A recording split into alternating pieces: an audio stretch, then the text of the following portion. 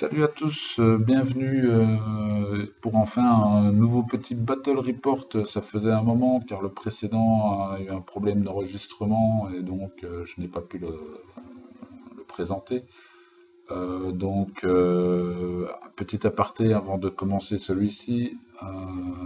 Paris, 26 et 27 octobre. Je viens d'avoir la confirmation par PA que je pourrais filmer les games. Donc, petite autre bonne nouvelle, je pourrais filmer une game sur chaque round. Et encore une autre bonne nouvelle, il reste encore une place à l'heure d'aujourd'hui. Donc, on peut ninja la 50e place, mais faites vite. Ceci dit, François me fait l'honneur de cette petite partie amicale. Il a choisi de jouer Mignon, à ma grande surprise, car il avait aussi des menottes et du scorn, donc je m'attendais vraiment pas à avoir du Mignon sur la table en arrivant. Moi, je lui oppose Garrett 2, et lui arrive avec Lord Carver. Alors, Lord Carver, c'est un caster 6 Fury avec Toff. Il est Pharaoh, et donc il a un vétéran leader sur les Pharaoh Warrior Model. Vétéran leader, c'est plus 1 pour toucher. Et il a aussi un tir qui peut, c'est 2 sprays range 6 peau douce, qui peut unir pour un seul spray peau 16 en attaque spéciale. En sort, il a Batten Down the Hatches. C'est un sort self qui donne plus 3 armures mais moins 2 de def et KD à son BG dans sa control range. Mobility qui donne plus de speed et Pathfinder dans sa control range. Quagmire, c'est un upkeep qui se met sur les Friendly Faction Models qui donne moins de modèle ou init, qui donne moins de def et empêche d'avancer, sauf pour changer son orientation au modèle ennemi, qui serait base to base, donc avec ce modèle qui l'engage, qui possède cette upkeep. Pardon. Sinon, il a aussi un petit Rift, qui est une AOE 4, range 8 peau 13, qui reste en jeu comme un terrain difficile. Son feed, dans sa control range, les friendly Pharaoh modèles gagnent overtake et un dé supplémentaire au damage roll. La Time Force, Stormfall Alliance, les Warbeast Pharaoh gagnent Salvage, c'est un soin de D6, et si le Warjack est Heavy ou Colosse, c'est D6 plus 3. Les Pharaoh Warrior Model gagnent aussi Rise, c'est-à-dire qu'il se relève auto du KD, et en plus il a 2 trenches qui met complètement à 20 pouces. Face à lui, Garrett qui est un caster à 6 focus, Pathfinder et Blessed. Il a en field marshal, il donne Pathfinder, s'il aime, il peut augmenter sa control range de 2 et choisit un des bénéfices suivants. Soit il tire en Perse Armor, range 14 pour 14, soit il devient stealth, ou alors il peut racheter 2 tirs. Il a aussi repos 5, et son gun dispose de Black Penny et de Witchmark. Black Penny, ça permet d'ignorer le bonus de défense en mêlée sur le tir, et Witchmark, lorsqu'il touche au tir, il met automatiquement un de ses sorts sur la cible. En spell, il a Mage Sight, c'est une AE5 qui se place complètement dans la control range et permet d'ignorer les forêts, les clouds et le stealth pour le battle group. Mortality, qui est un soin à range 10 qui met moins de def et armure et empêche le tough et les soins pour un round. Occultation, qui est un upkeep qui permet à une unité ou à un modèle de devenir stealth. Et Road to War, permet à un Warjack du battle group d'avancer de 3 pouces lorsqu'un Friendly Faction Model détruit un ennemi. Un Warjack peut avancer une seule fois par tour. Son feat, les Friendly Faction Models dans la control range gagnent Black Penny sur leurs armes à distance. De plus, quand un modèle ennemi finit son mouvement dans la control range de Garrett, un Friendly Faction Model peut faire une attaque de mêlée ou un tir sur ce dernier. Chaque modèle ne peut faire qu'une attaque de feat. Alors la Time Force, c'est Legion of Dawn, et c'est plus 1 au starting roll, enfin non, ça c'était l'ancien, maintenant c'est un reroll du starting roll. Et les Warjacks de l'armée ignorent les Friendly Dawnguard Models pour déterminer les lignes de vue. Ils peuvent les traverser s'ils ont le mouvement pour le faire complètement. Et voilà pour la présentation des 2 armées.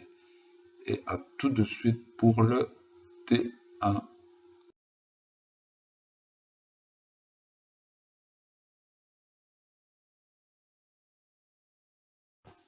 Alors le tour 1 mignon ou un mignon petit tour 1. Ouais, c'était une bonne blague, ça m'a fait rire 30 secondes. Ceci dit, il attribue. Non, il attribue pas son focus parce qu'il joue mignon et pas War Machine. Donc il fait une méga course du Pharaoh Crew qui reste dans la trench. Alors ensuite, il pose des questions sur les portées de tir des BE, les portées de tir d'un peu tout ce que j'ai. En gros, c'est du 17 pour les BE, Garrett c'est 21, c'est du 20 pour les solos, plus ou moins, voilà, rien qui fait plus que 20-21. Donc du coup, il prépare son petit tour 1, il avait oublié sa proie et il la met sur mon trident.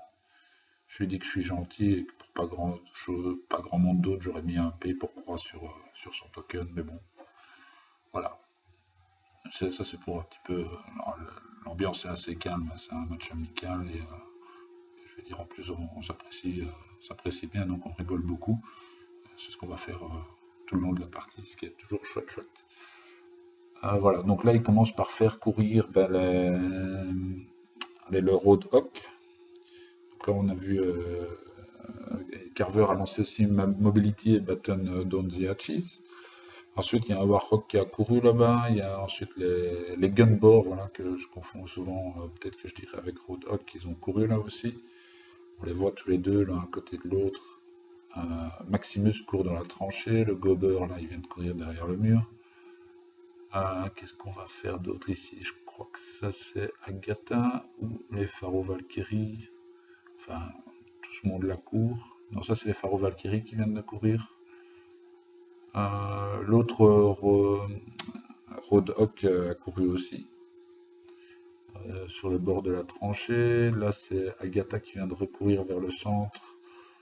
Rorsch vient d'avancer et d'appeler Brian. Et ensuite, Brian s'en va courir derrière l'obstruction. Voilà, c'est une obstruction là. Brian est mal équilibré, donc il passera la moitié de son temps avec la tronche dans le sol.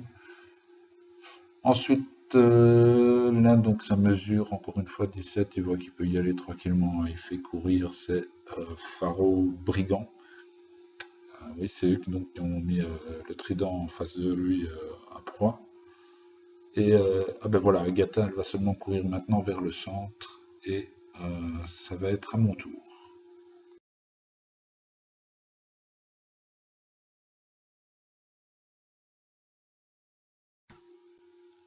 Tour Syrah donc, je commence par demander les distances de ces tirs. Les distances de menace en charge, surtout Brian, parce que je sais que voilà, il fait des trucs pas rigolos.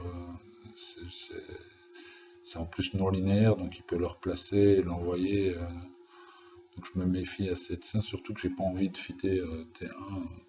Donc il faut vraiment que je prenne en compte toutes ces menaces pour ne pas venir rentrer dedans bêtement. Il y a aussi l'ambush,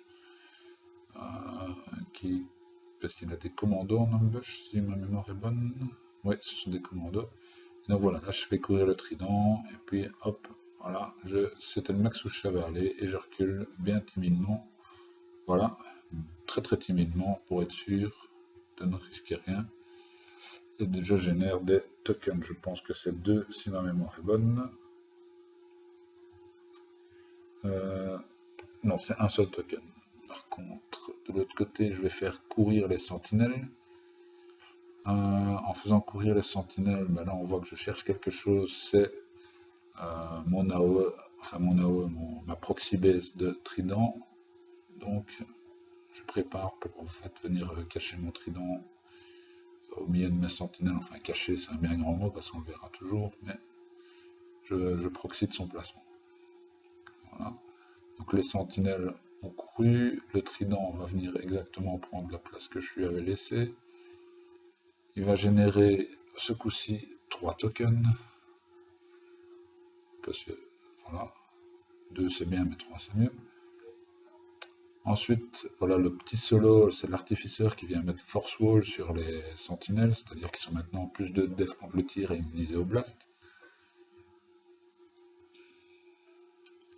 Et ensuite, voilà, ça c'est Moros qui vient se cacher derrière le Cloud. Donc il est stealth, et derrière un Cloud, je me dis, il est plutôt cool. Derrière, ben voilà, je fais courir la chimère derrière l'obstruction pour l'utiliser plus tard. C'est toujours intéressant, la chimère. Là, je pense que c'est Garrett que j'avance, ou Eris. Non, je crois que c'est Garrett là. Donc j'avance, ouais, c'est Garrett, puisque je suis en train de mettre occultation sur la chimère. et rotoir. Donc derrière, je vais un petit peu accélérer le mouvement, puisque le reste, c'est faire courir Imperatus, mais toujours avec assez timide pour éviter de se prendre un Brian énervé dans la tronche.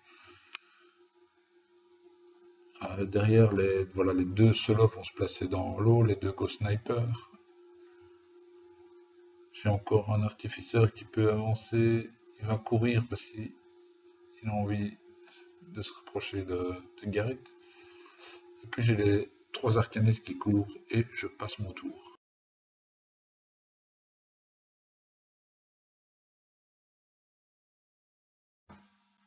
Tour de mignon ou un mignon petit tour 2. Je pense que je vais faire la blague à chaque fois.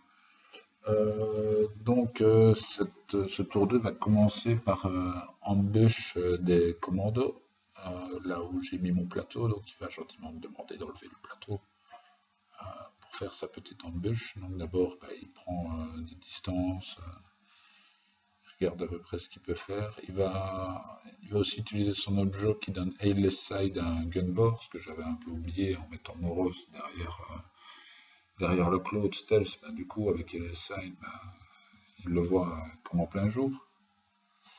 Et voilà, donc les commandos, ils me demandent de l'aider à le placer pour pas avoir bougé la caméra parce qu'on est très très proche d'un mur. Voilà. Et donc je lui place tous ces petits commandos, puis je regarde qu'ils ne soient pas dans la zone de déploiement parce qu'ils ne peuvent pas être dans la zone de déploiement. Puis je me rappelle qu'on est à 9,75 parce que la table est un peu plus courte, donc je lui rapproche tous.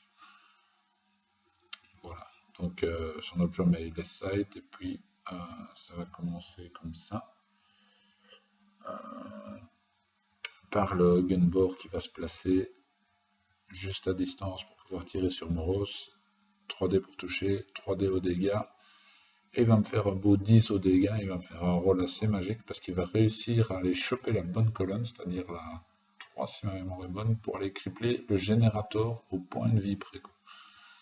Donc ça c'était plutôt pas mal pour lui. Du coup là Moros il est sans paralysis.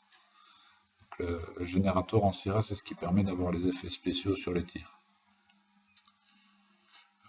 Donc là, les commandos, ils vont avancer, ils vont tirer, mais ils n'en ont qu'un à porter, donc un Ghost Sniper. Donc ils vont tirer dessus, et il y en a un qui va le toucher, et qui va le tuer. Voilà. Donc oui, parfois on doit mettre pause pour répondre à des questions à la partie d'à côté, parce qu'on joue les uns à côté des autres. Et il arrive parfois qu'on intervienne pour des points de règle sur la partie d'à côté. Donc, voilà. Donc là on revient, il va tirer dessus.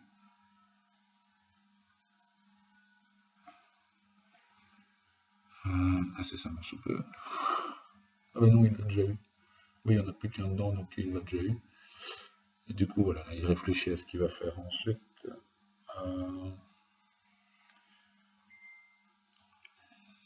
Il regarde un petit peu, il me pose des questions sur les tree range, sur ce qui peut se passer. Moi, globalement, je me suis tout mis en dehors de la plupart de ces actions de combat. Donc là, il va faire avancer les pharaons brigands. Et qui vont digin et puis repositionner de 3 pouces en avant. Voilà. Et voilà. Donc tous les petits brigands, ils ont repositionné. Derrière, ben voilà, il va avancer le Warhog juste derrière la maison. Il va avancer l'autre Warhog dans la tranchée, je pense que ce sont des Warhogs, oui c'est ça, je le dis bien, je ne me suis pas trompé cette fois-ci. Le gunboard va aller se placer à côté du flag, Maximus va se replacer sur le flag, Agatha est venue à côté du gunboard, et alors donc là on a encore des petits déplacements de solo. Et puis son caster va s'activer à un moment donné, il va lancer Baton Dawn et les Valkyries vont courir. Et ensuite il va me passer la cloque pour mon tour 2.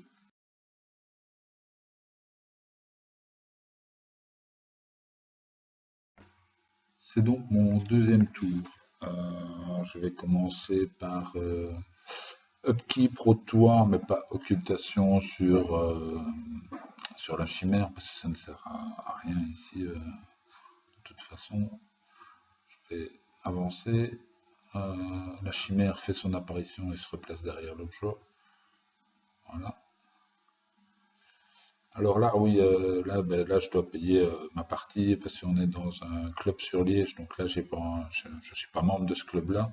Du coup, je paye ma participation et j'en profite pour aller chercher 2 binous pour boire un coup pendant la partie. Donc voilà, là, je vais un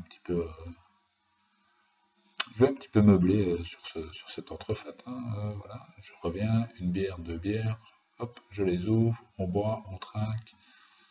Et bon, je l'enlève de à côté de la clope parce que sinon je sens la catastrophe arriver. Et voilà.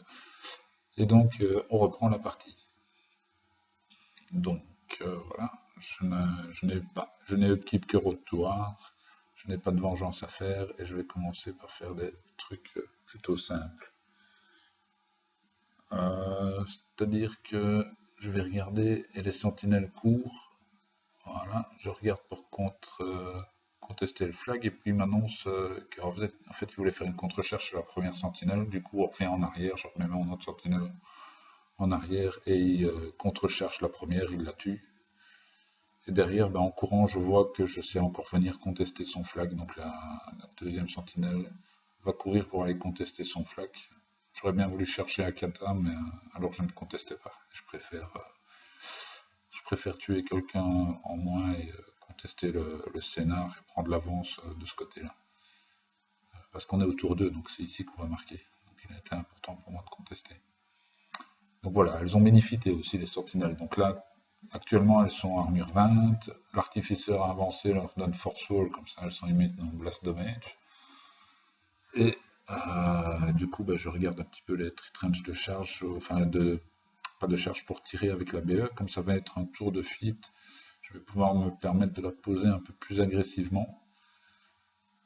Donc voilà, la BE va là, à moitié derrière l'obstruction. Et je centre bien pour pouvoir tirer tout sur le gunboard. Donc je ne me souviens plus du nombre de tirs, mais je vais commencer à chatouiller vilainement ce gunboard là, celui qui est près de l'objectif. Donc on voit la grille qui se remplit petit à petit. Je booste chaque fois que je le peux, mais ça ne suffira pas à le tuer. Voilà, il lui reste environ, à vue de nez, d'ici 6-7 points peut-être. Fin de l'activation de la BE.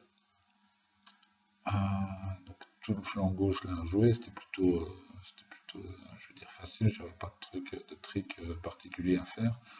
Là j'ai mon solo qui va avancer au flag et qui va tirer sur un des commandos. Comme c'est 3 points de vie notre teuf, il va pouvoir le tuer et la Swift Hunter pour revenir dans la zone. Ensuite la BE s'active, avance, regarde, tout est à 5 pouces là, les phares au commando, donc ça va tirer, ça va être de la shooting gallery. Et ça va faire super mal, malgré le teuf. Donc là, je ne sais pas si vous avez la même chose que moi, mais l'image est un petit peu saccadée. Donc voilà, ça tire, on les enlève les uns après les autres, chaque fois qu'ils ne teufent pas, il y en a un qui teuf, et puis l'autre côté de ma BE tire. Et bon, je vais un petit peu aller plus vite que la musique. Fin du suspense, il n'y en a qu'un seul qui a teufé. Et donc ma PE va pouvoir positionner elle aussi dans la zone. Voilà. Donc ça c'est pour la BE, le co-sniper était au flank, la seconde BE c'est fait. Derrière, j'ai Moros qui revient en arrière pour pouvoir se faire soigner par mes 3 arcanistes. Histoire qu'il puisse récupérer son générateur et revenir dans la game avec son Paralysis. Voilà qui est fait. Garrett va aim pour devenir stealth. Il va... parce que je n'ai pas besoin de tirer avec ce tour-ci. Il va rien faire d'autre, même pas poser un petit mortality, il va juste repositionner. Enfin non, la chimère a d'abord bougé, mais j'ai même pas mis de mortality. Et j'ai fité. Et j'ai repositionné derrière l'objet. J'ai mis Imperatus volontairement un peu plus en avant. Et puis je mets Iris juste derrière. Et voilà, et je passe la cloque en scorant. Je score 1-0 donc, alors que commence un mignon petit tour 3. Et oui, cette année, le comic est à la blague à répétition. Et voilà, donc là, il y a un rappel des Monfils, alors qu'il est en train de prendre ses prémesures. Là, il m'annonce qu'il peut me prendre soit les deux BE ou une BE et Imperatus. Je suis assez sceptique à ce moment-là. Pour être franc, j'y crois pas du tout. Mais j'attends toujours de voir avant d'être sûr. Donc je lui dis, je pense pas que tu puisses me prendre tout ça sur ce tour-ci. Il pense que si. Donc on va voir un petit peu comment ça se passe. Donc lui, il m'a demandé un rappel du feed, je lui explique, chaque fois qu'il finit dans les 14, puisque j'ai M pour devenir stage, j'ai une contrôle des 14, donc chaque fois qu'il finit son mouvement dans les 14, il prend une attaque de feed d'une de mes figurines. En plus de ça, j'ai Black Penny, donc ça peut, si c'est un tir, je faut des bonus de mêlée. Et voilà. Donc là, il active le crew, avance, et je tire avec le Go Sniper qui réussit à le rater. Donc là, mon feed commence bien. Derrière, je crois qu'il tire sur la BE avec le crew. Ensuite, Targ avance et soigne son gunbore. Et son gunbore, je pense qu'il va tirer aussi. Ah, mais d'abord, oui, il y a les brigands ici. C'est les brigands qui vont prendre un ordre, ils vont tous tirer. Ils prennent un ordre de tir et puis ensuite ils peuvent faire une charge. Donc ils tirent avant de charger, mais sans bouger. Donc c'est ce qu'ils font là, ils tirent, mais bon, ça fait pas grand chose, pour ainsi dire rien du tout, puisque j'ai Def 14 sur la BE qui est sous force wall et Def 14 sur mon petit Go Sniper.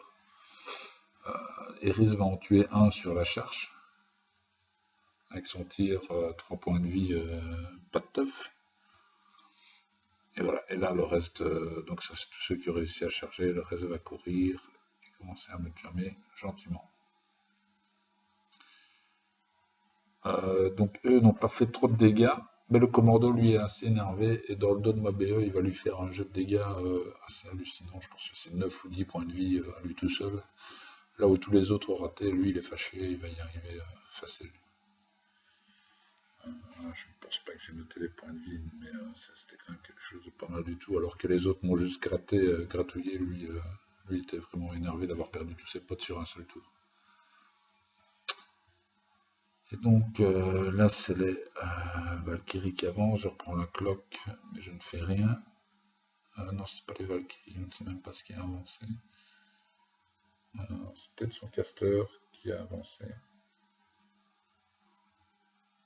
Alors ensuite il va faire quoi, charger Maximus. Non, c'est des tirs de gunbore là. Oui, j'ai perdu ma ligne. Des tirs de gunbore. Ah non, c'est Vanessa Rissel qui a avancé pour mettre Hunter's Mark, mais je ne lui ai rien fait. Elle a mis Hunter's Mark sur la BE de droite, donc la BE tout au-dessus. Et ensuite il fait tirer les gunbore sur la même BE. Donc ça commence à gratouiller tout doucement, mais c'est pas encore super fort. Ensuite, il envoie Maximus et bon, mes sentinelles vont faire à chaque fois une attaque de feed. La première rate, du coup, il va overtake, berserk. Voilà, il va tuer.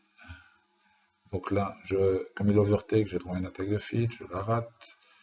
Puis il va re-overtake. Là, je vais réussir à toucher, mais je vais lui faire un gentil 2 dégâts, donc il va pouvoir continuer. Et là, enfin, il y a une sentinelle qui s'énerve de voir tous ses copains et qui l'exécute.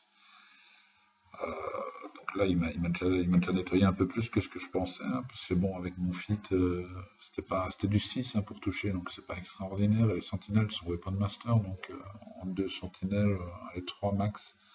Mais bon, il en a tué 4. En 3 attaques max. Bon, ben derrière, voilà, il envoie Agatha qui charge, qui tue la sentinelle qui restait devant, ce qui libère le Roadhog, je pense, ou le Warhog. Le Warhog. Du coup, ben voilà, là, il va fitter, il va activer son caster.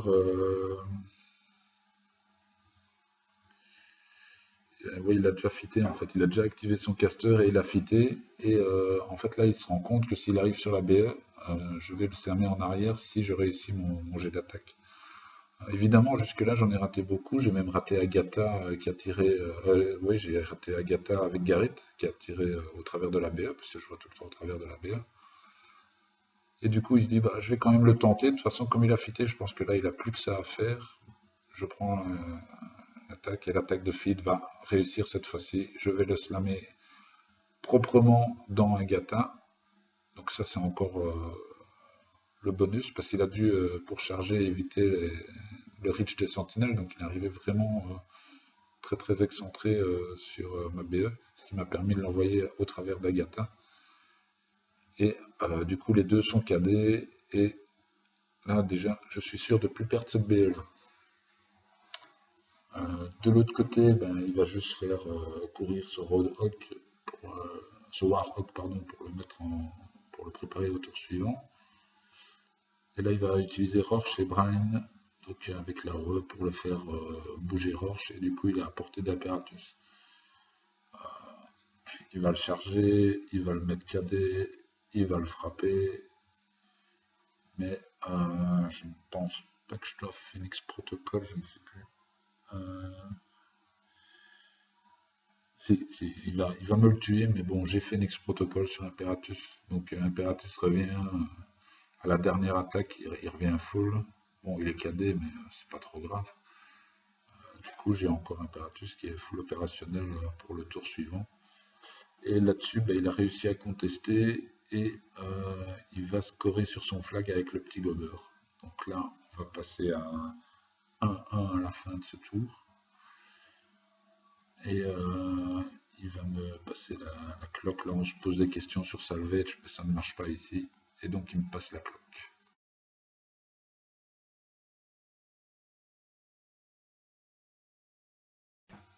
Donc, tour 3 Sierra, 1-1 au scénario. Mon fit est passé, le sien aussi. Donc, pour en revenir à ce que je disais, pendant la vengeance des sentinelles, donc, il me semblait bien, c'était chaud pour lui de me prendre et Imperatus et ne serait-ce qu'une des deux BE, parce qu'avec le slam sur l'attaque de feed, comme il a la même reach que moi, s'il avait eu des reach 2, ça aurait été différent. Mais avec un reach 1, il est obligé de venir me contacter, donc d'office, il va repartir en arrière. Bon, ben, du coup ben, c'est à moi. J'ai fait la vengeance des sentinelles. Power up sur Imperatus, je check le KD. Et j'attribue un point de focus à Imperatus pour un peu contrer le fait qu'il ait perdu son point de focus à cause du power up. Voilà, donc je vais commencer par activer la BE qui va s'orienter et qui va commencer à tirer sur tout le monde. Voilà, donc elle tire sur tout ce qui est dans sa portée. Elle va tuer surtout en priorité avec les tirs de gauche et les tirs du centre. Je vais d'abord virer ce qui conteste mon drapeau pour m'assurer de marquer. Parce que je pense que je peux prendre Brian assez facilement en fait, avec Garrett et bon, j'ai Imperatus et j'ai encore pas mal d'autres choses. Surtout qu'il a pris une attaque de feed, Brian Imperatus, qui a déjà fait quelques dégâts. Et donc, du coup, voilà, je tire et je tire même sur l'officier des brigands. L'officier qui restera sur 3 PV tout juste. Donc voilà. Donc ensuite, je vais repositionner offensivement. Voilà, en m'écartant le plus possible, mais toujours en restant dans la zone. Et donc, mon Ghost Sniper va tirer sur l'officier et va le tuer. En plus, il lui restait 3 points de vie, c'est 3 points de vie notre ça tombe super bien.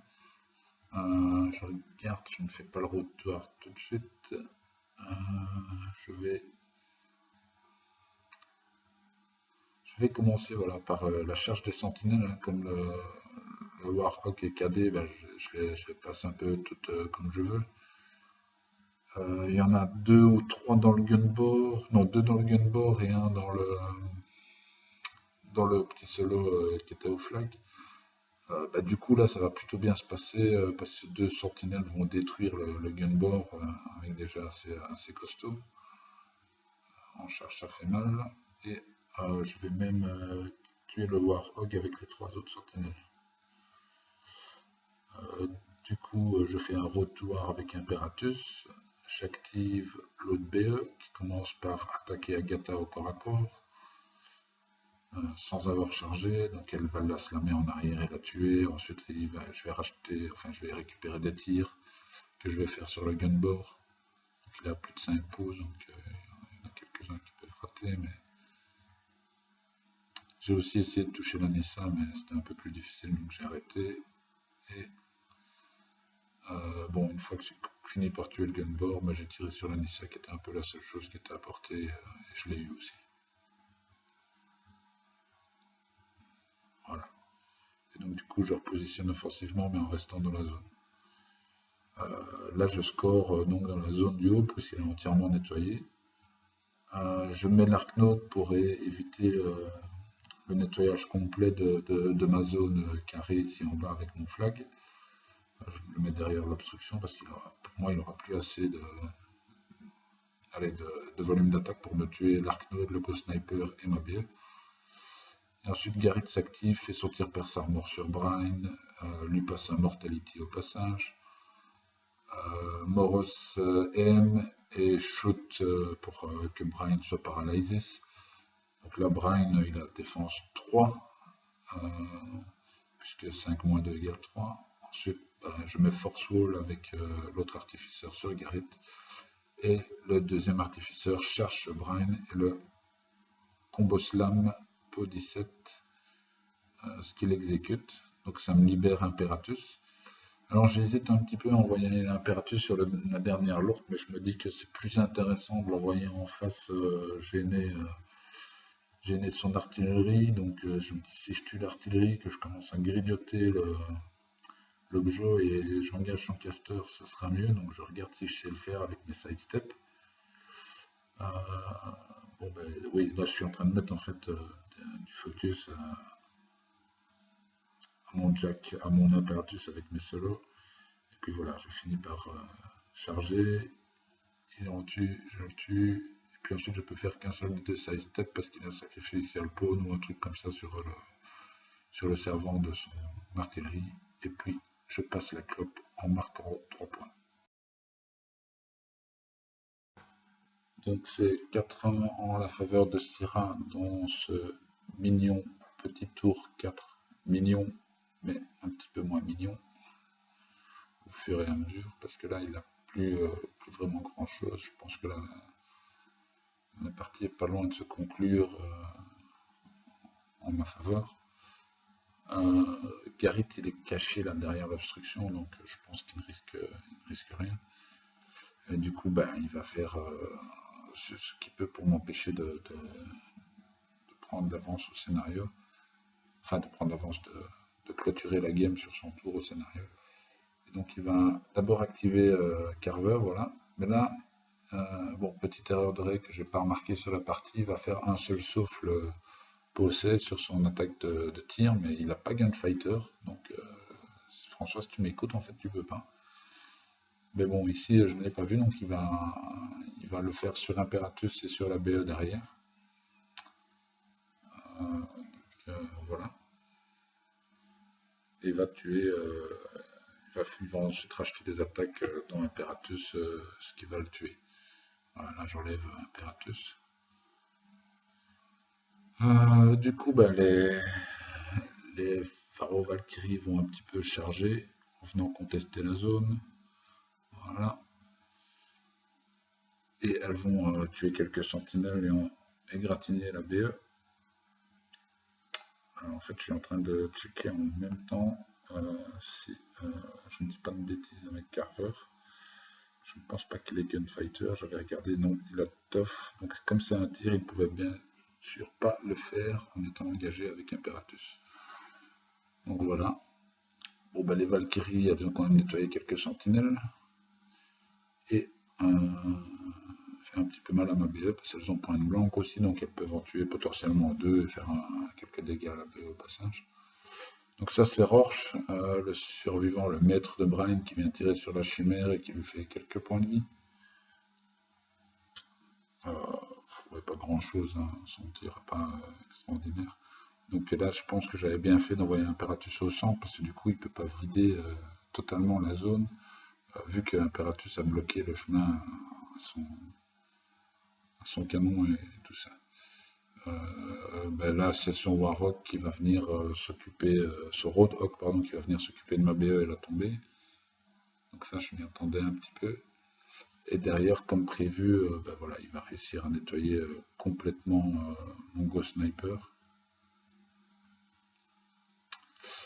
Je ne sais pas s'il a 4 pouces du flag, mais en tout cas, de toute façon, il ne score pas et on en reste à 4-1 sur ce tour-ci.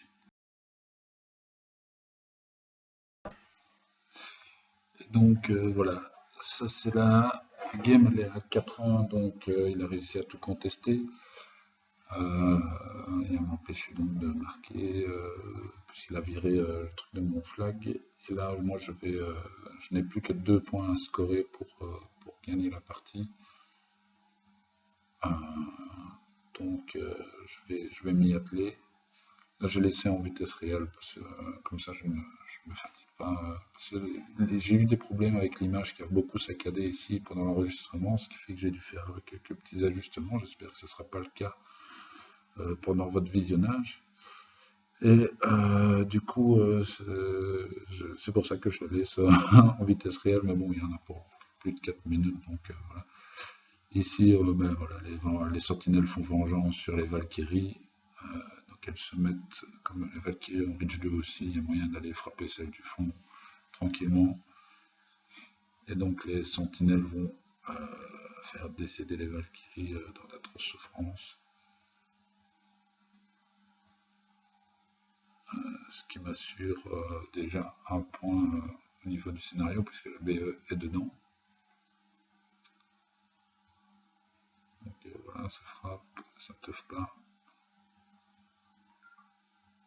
Et l'autre Valkyrie va peut-être teuffer, je ne sais plus.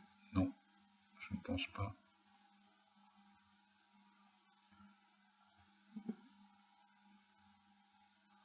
Derrière, les sentinelles vont directement s'activer et vont aller tuer la deuxième Valkyrie avec toutes leurs attaques. Donc elles font un petit mouvement. Et donc ça ne me coûte rien. J'ai le petit prototype, tiens, au passage, au cas où, mais je ne l'utiliserai plus.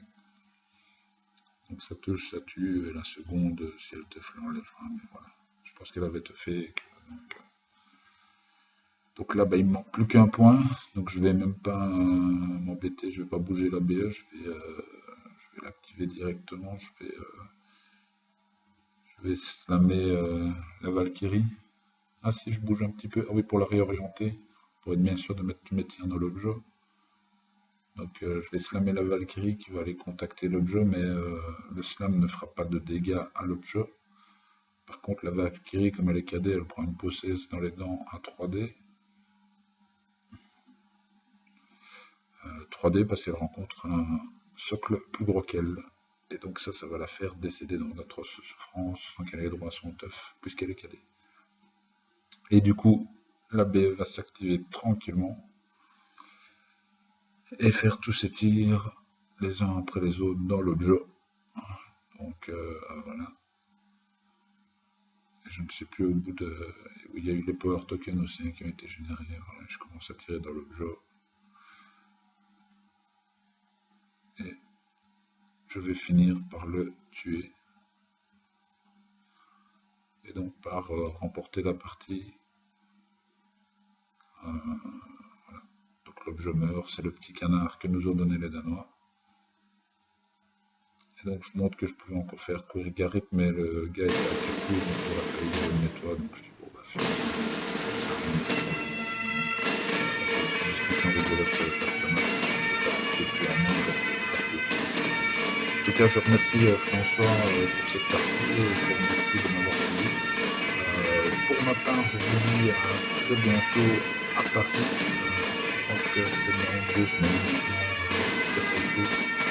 Allez, à bientôt, ciao!